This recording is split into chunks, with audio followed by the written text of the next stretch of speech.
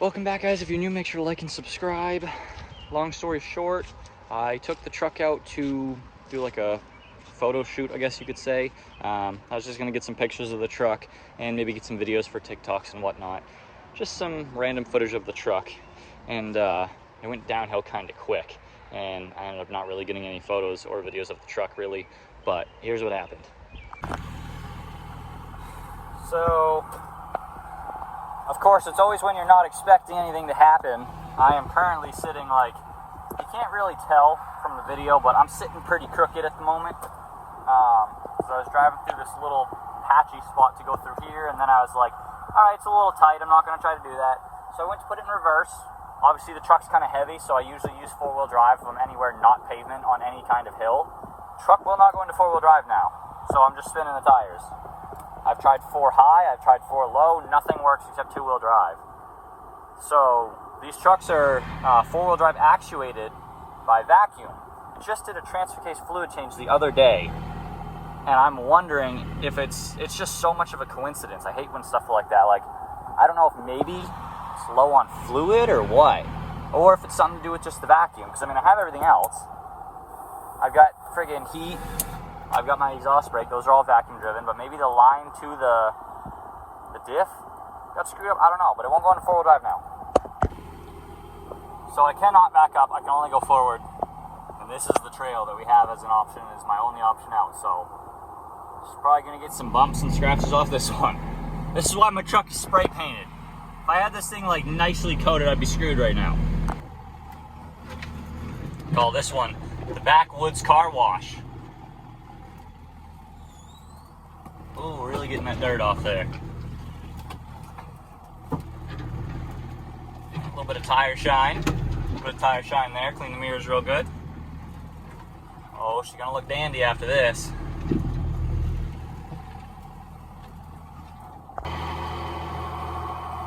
There's the trail, we made it down. Added a few stripes to it. And now, gonna try to get out of here the rest of the way in 2-wheel drive. So I'm putting a camera up here because I'm gonna need a little speed for this. Might as well get it on video. This sucks, dude. The only time that I friggin' need 4-wheel drive in the truck, I don't have it.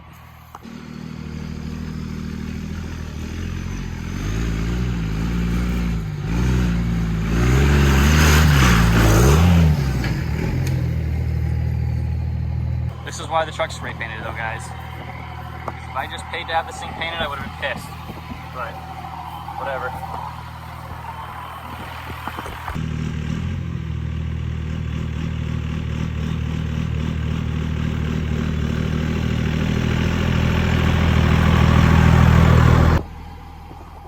So this is the way I usually take.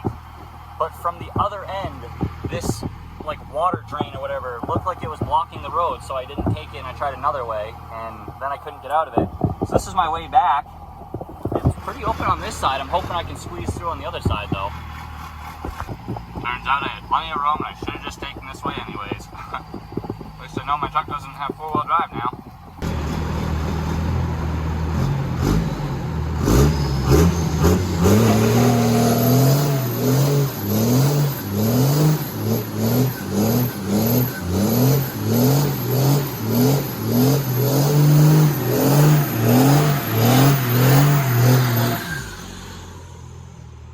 Just laid under the truck for the past 20-30 minutes. Tried to check the lines and everything. So I tried to see if there was a vacuum leak, or if one of the lines got pulled off or cut or something.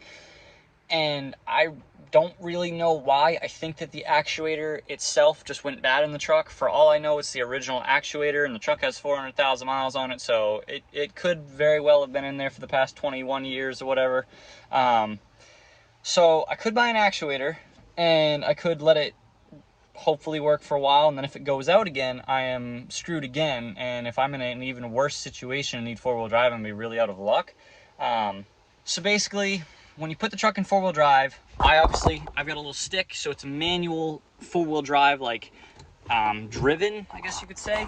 So when I pull it back, the transfer case goes into 4-wheel drive, and then it pushes the vacuum to that little actuator, and that vacuum will push over a little like tooth that then joins the front axles on the front diff, which then will obviously move your front tires. So after a little bit of research, I found out that you can actually eliminate that and bypass it, which a lot of other trucks are designed that way anyways. Like, they don't have that type of design inside that can go wrong. So what I'm going to do is I'm going to take off the actuator and the little bracket behind it, and I'm going to move the tooth over permanently and switch the side of the clip like I just saw a guy do on YouTube. I'll show you guys how I do it. And basically that will mean that when the truck is ready to go into four-wheel drive, all I do is pull the shifter, and the front drive shaft will always spin. So obviously you check your U-joints, same as the rear though. The rear always spins. So basically, instead of putting the transfer case in four-wheel drive and then waiting on the actuator, as soon as I put the transfer case in four-wheel drive, the truck will be in four-wheel drive. It's all up to the transfer case, and there's no way the transfer case can go wrong because I manually move it. There's no actuator or nothing. So that is what we're doing today, I guess. I didn't really think I was gonna be working on the truck today, but it's not a huge deal. There's 4 bolts and the clip. So I'm going to get to that now. So before I get into it again, that's 2-wheel drive. Obviously we're in 2-wheel drive. 4-wheel drive. No light comes on. Transfer case is currently in 4-wheel drive. It's just not getting to the front differential, basically. Even if I do 4 low, the rear tire is going to 4 low, the fronts do not engage. We got the truck in the garage here, and this is what I'm talking about. This is a little actuator piece. So basically when this is told, it slides the little metal tooth over. So I'm gonna remove these 4 bolts and the whole thing will come off, and you'll see exactly what I'm talking about.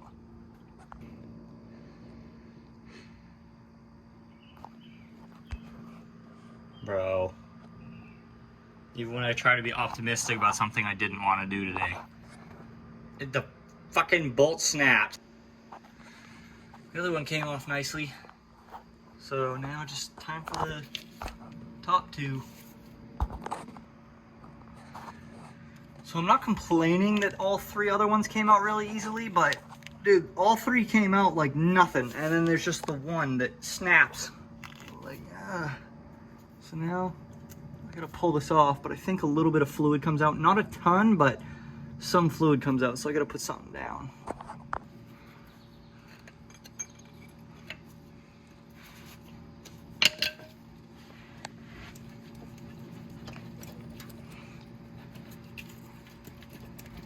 Yeah, there's a little bit of fluid coming out. Nice fresh fluid, because I just changed it. Yeah, it's not, oh wow, that's a little bit more fluid than I expected. Okay, oh goodness. Oh, I probably should have put something here. Oh no. Go back.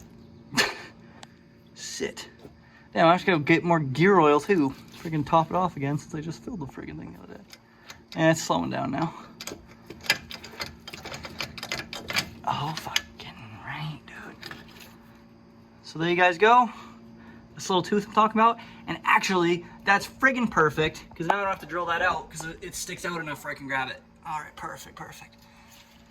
So, I don't know if it's gonna, oh yeah, well, let me do it right now. So this is what it looks like, guys. Well, okay, right where the truck's sitting, it does not perfectly line up. But yeah, basically this is when it's in 2-wheel drive, and that actuator slides it over onto those gears and makes it into 4-wheel drive. So that little pin right there, I'm gonna slide this whole thing over and put that pin, or that little lock pin thingy in there. I don't know what those are called. That little lock pin thing is gonna go on the other side. So this is constantly engaged, but when you put it in 2-wheel drive in the transfer case, it'll only be 2-wheel drive.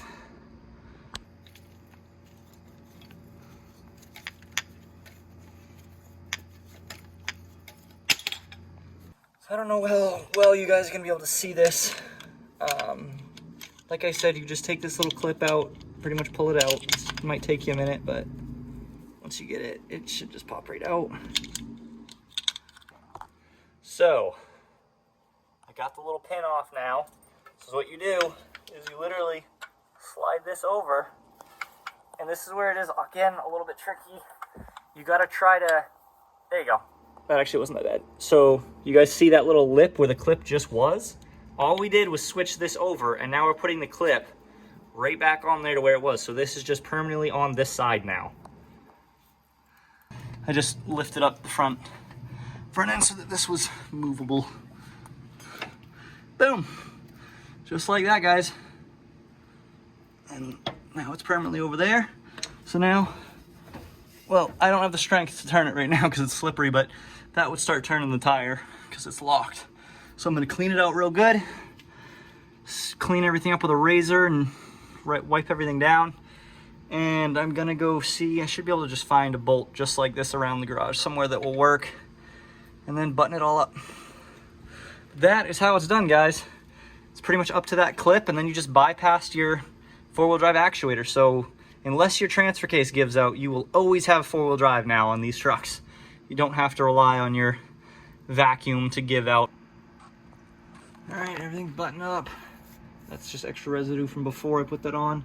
So I'm gonna let the gasket dry, and then I do gotta get some gear oil for it. I'm gonna look around the garage to see if there's like a quart, because it didn't lose a ton, but definitely enough where I gotta add some to it. Found some leftover gear oil from when I just did the diff changes the other day. I didn't realize I had any left, but I do. So, sweet. Saves me a trip.